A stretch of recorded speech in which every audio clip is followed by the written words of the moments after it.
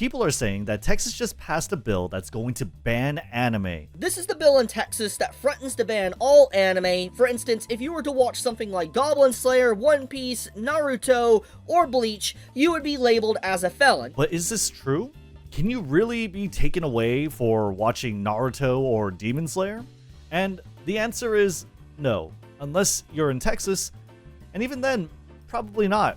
In fact, whatever this new bill deals with, it already might be illegal. Let me explain.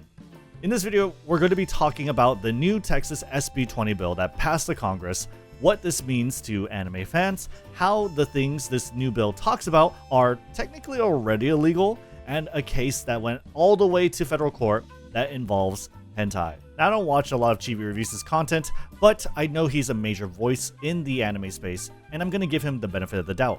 I don't think he's read too deeply into the new bill or the references it relies on. Let's first take a look at what Chibi Reviews says. This right here is what the Texas SB20 bill has within it. At first glance, this seems like a good thing that the politicians brought up. They're trying to ban usage of AI depicting actual kids and images of kids being processed through AI. At first glance, this is a good thing. I fully support that. However, the bill also adds and tacks on cartoons, animation, and other things like that in sculptures, which means that it won't just stop at actual real kids being hurt, but just random depictions in anime, manga, and also in cartoons will effectively be banned. With the way the wording is and how loose it is and how obscenity laws are and everything, it could be really harmful to a lot of people. It can actually legitimately cause just blanket bans of anime, manga, sculptures, paintings. You get the point. Now, from what I can gather from what he says, he and a lot of other people in the anime community are thinking that any anime that depicts a child is subject to this ban so long as they are doing something obscene. Now, the obvious question is, what counts as obscene? Anime and manga span a massive range of genres, just like books or Western media. From innocent kids content to graphic, adult-oriented stories. The stuff made for kids, you would see titles like Doraemon or The Very Hungry Caterpillar. On the more mature and explicit side of things, you'll see titles like Goblin Slayer or Game of Thrones. The most popular anime on Crunchyroll, the largest mainstream anime streaming service, is Demon Slayer, a show known for its intense graphic violence, often involving young characters, both inflicting and enduring that violence. Yet despite this, it's not only a top streaming title, it's a cultural juggernaut in Japan, embraced by families and children alike. But this leads to a difficult question. If Demon Slayer uses child characters and portrays them in extreme violence, could that be considered obscene? What about the other side of it? Can characters like Yoko Littner, who is 14 years old and wears little more than a sports bra, thigh highs, and short shorts, be considered obscene? This new bill comes into direct contact with a long-standing and controversial topic in the anime community, the portrayal and sexualization of underage characters. Debates about this have been around for decades, centering on characters like Asuka Langley, Rei Ayanami, and Yoko Littner, all canonically 14 years old. Many fans acknowledge that these characters are, at times, sexualized in what's commonly referred to as fan service scenes. If you want a more recent example, we can look at characters like Marin Kitagawa from My Dress Up Darling, a top 5 romantic comedy manga. Marin is a 15-year-old high schooler who cosplays, sometimes in modest outfits, other times in revealing ones. She is not only the romantic interest of the main character, but also clearly designed to be appealing to the audience, which spans a wide range of ages. The reality is that anime exists for virtually every age group, but the characters that viewers grow attached to often don't age with the audience. But I'm not here to debate the morality behind anime's frequent usage of underage characters and what kind of scenes they put them in. That's a whole can of worms best saved for a different video. The reality is that it happens and that it's captured a global audience, not simply because it portrays a lot of violence or fan service, but because there is such a wide variety within the medium that can explore beautiful topics covered in titles like Frieren Beyond Journey's End or A Silent Voice, stories that deal with grief, healing, purpose, and what it means to live a meaningful life. Many anime fans are worried that this bill is specifically threatening their preferred choice of media. But here's the thing. Texas SB20 has very specific subject matter that it's targeting. So this is the bill right here, section 43.235, possession, promotion, or production of certain visual material appearing to depict child. Now, admittedly, this is pretty vague, but this isn't the law. This isn't what's really being defined here. What is being defined is over here. B, a person commits an offense if the person, 1, knowingly possesses, accesses with intent to view, or promotes obscene visual material containing a depiction that appears to be of a child younger than 18 years of age, engaging in activities described by section 43.21a1b. Now, what people are really specific about in terms of like what they're picking apart is this, and what they see is a cartoon or animation, and also that it has a child. But what we aren't seeing is what are these activities described by 43.21a1b? Well, it's a section of Texas law that legally defines what counts as obscene, and it largely mirrors the federal Miller test. You see, obscene doesn't just mean offensive or inappropriate. It's not simply up to interpretation. In order to be considered obscene, the Miller test requires the content to 1. Appeal to the prurient interest, meaning that when applying contemporary standards, it appeals to a shameful or morbid interest in nudity, sex, or excretion. 2. It depicts or describes patently offensive sexual conduct or excretory functions as defined by state law. In Texas, that includes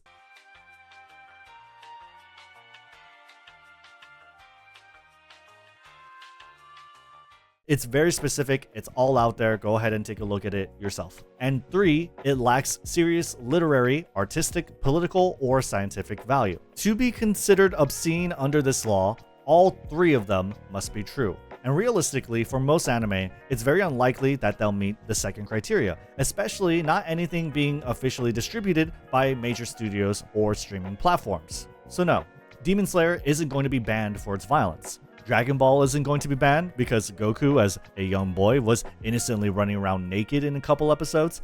The concern arises specifically around explicit sexual depictions of underage characters and characters that look underage. And remember, this only applies if those depictions include something from that very specific list of extremely explicit acts. I want to be sensitive to anime fans here because I am one.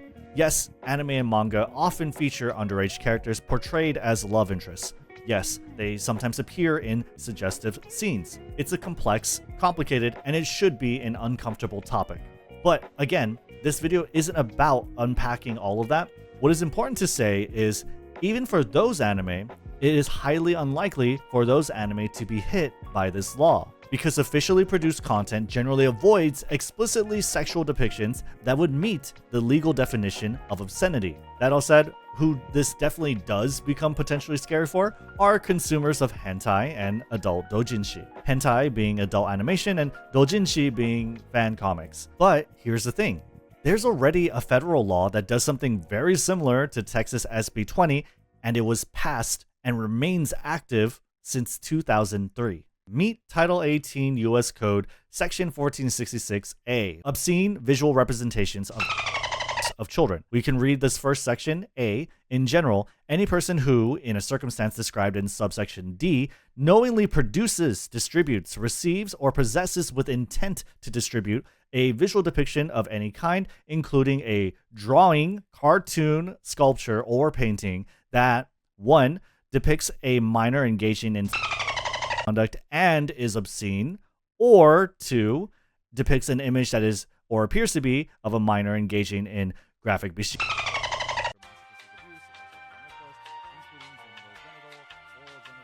B. Lacks serious literary, artistic, political, or scientific value. So A talks about the type of material that is banned, and it talks about the person that is maybe a small business owner that is producing, distributing, or possessing with an intent to distribute. Section B is pretty much a copy of Section A, except it applies to people that also knowingly possesses a visual depiction of any kind. So you see, it's already against the law, not only to distribute this material, but to be in knowing possession of it. There's already a federal law that talks about subject matter that is almost identical to Texas SB20. But if that's the case, what exactly does Texas SB20 do? The differences between Texas SB20 and 1466A are, from what I can gather, these three things. 1. Texas SB20 punishes the offender for accessing with intent to view the material it describes. This, admittedly, is much more broad than 1466A. Number 2. Texas SB20 includes AI-generated media and images of actual children used to train AI in order to produce child porn, which I think everyone can agree that this material is absolutely vile, extremely harmful to our society, and absolutely needs to be banned. Number 3, Texas SB20 is a state law, and there's just a lot more ways that a state can prosecute you than the federal agents can. So if you're into the type of material they describe and you're located in Texas, then yeah, things aren't looking good for you. So wait, the kind of material described in Texas SB20, explicit content depicting minors, is already illegal? Yes, federally. And I know what some of you are thinking. There's no way it's already illegal. If that were true, wouldn't anime fans have heard of a case like that? Well, let me introduce you to a Mr. Christopher S. Handley and his case versus the United States. The story of US versus Handley goes like this. Handley was a 38-year-old comic collector in Iowa importing manga from Japan. When a US customs agent inspected one of his packages, they flagged it for objectionable content. A search warrant followed. Soon after that, federal agents raided his home and seized over 1,200 manga volumes, hundreds of DVDs, VHS tapes, and laserdiscs, 7 computers, and a bunch of other stuff. So, what was the government's claim? Well, according to the indictment, Handley possessed one or more drawings depicting a minor engaging in explicit conduct, including graphic sadomasochism abuse, various forms of intercourse, which lack serious literary, artistic, political, or scientific value. That's right, this was a real federal obscenity case over hentai featuring fictional. And that brings us to another thing that Chibi Reviews says. Because the bill, for many people's agreement, it's unconstitutional. It will affect freedom of speech, freedom of expression, it will hurt cartoons, it'll hurt anime, animation, drawings, it will hurt a lot of things. Now, Chibi is talking about Texas SB20, but if we can agree that it's similar enough to 1466A, then it's important to ask if 1466A is unconstitutional. And the answer is sort of, but not really. Handley actually challenged parts of the indictment on constitutional grounds, arguing that the charges violated his First Amendment rights. And the district judge who presided over the case, James E. Gritzner, partially agreed. He ruled that 2 specific charges under 1466A were unconstitutional because they didn't require the material to be legally obscene. And that matters, because under Miller v. California, another federal case dealing with obscenity, only obscene material can be excluded from First Amendment protection. And that's where we got our Miller test. So Judge Gritzner tossed those 2 charges out of his courtroom. But the remaining charges, the ones that did involve alleged obscene content, those still stood. At that point, Handley's lawyer advised him, and it probably sounded a little like this. There's no way a jury's going to look at this stuff and not call it obscene. You should take a plea deal. And so he did. Handley pled guilty to the remaining charges. He was sentenced to 6 months in jail instead of standing before a jury and risking 15 years in federal prison and a $250,000 fine. So what's the big deal? What should we actually take away from all of this? What United States versus Handley shows is that explicit depictions of minors, even in anime, can already be criminalized under federal law. But it also highlights how rare enforcement is. Unless you're importing large quantities like Handley did and Customs decides to investigate, you're unlikely to face prosecution just for possession, unless you live in Texas. Our legal system is built not just on laws, but on how they're enforced. And as we saw in Handley's case, judges also have some discretion, at least within the scope of their courtrooms. Is Texas SB20 constitutional? Well, based on Judge Gritzner's ruling, obscene material defined by the Miller test is not protected by the First Amendment. Texas SB20 follows a very similar legal framework. So yes, at least the obscenity-related parts of the bill would likely hold up in federal court and be considered constitutional. That said, I'm not a lawyer. And like any law, this is still open to interpretation and judicial review. Cases like this often clash with the First Amendment, so its constitutionality will ultimately be tested through appeals or higher courts. So what does this mean for anime fans? Globally, probably nothing. This law doesn't introduce anything that 1466A, which passed in 2003, hasn't already covered. Besides the AI stuff, of course, but that's separate. For other states, you'll need to stay vigilant, as this could set a precedent for similar bills elsewhere. Personally, I think Texas SB20's definition of obscenity is specific enough, and the fact that it applies only to material involving minors isn't all that objectionable, and I definitely like how it attacks what is essentially AI-generated revenge porn, which kids are absolutely going to use maliciously against each other. That is without doubt a new threat that we as a society are facing, and that should never be legal. That said, I do believe that this bill includes serious oversteps of government's role. Freedom, especially freedom we've had for decades and that hasn't really caused widespread harm, shouldn't be carelessly stripped away. Hopefully, this video gives you the information to understand your rights, stay informed, and speak up if something like this shows up in your state. And if you're in Texas, a good starting point is to first organize so that they know you vote and that you're together in this, and let your local lawmakers know where you stand. They can't represent you if they don't know you exist. As for most anime fans in the US, you've lived under Section 1466A for 22 years, and it hasn't banned Demon Slayer, it hasn't banned My Dress Up Darling, and it hasn't banned Dragon Ball, so I think you're good.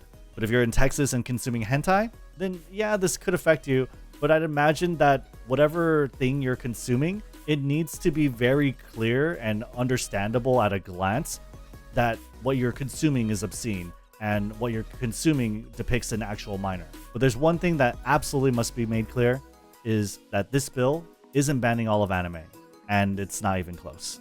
Thank you so much for watching. If you found this interesting, hit that like and subscribe button so I know that you're into these type of topics and I can make more. Join the YouTube membership if you want to support me. Let me know your thoughts in the comments. My name is Rednu, and I'll see you on the next one.